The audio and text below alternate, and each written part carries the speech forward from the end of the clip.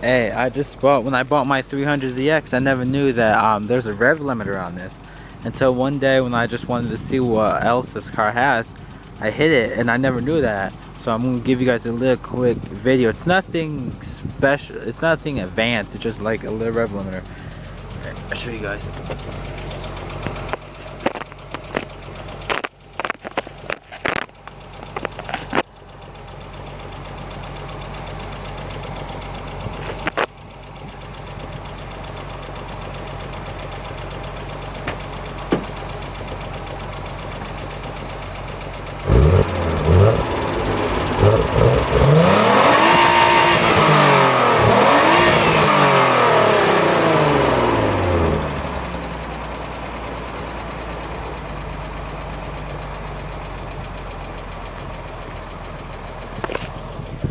Alright, that was me hitting the rev limiter.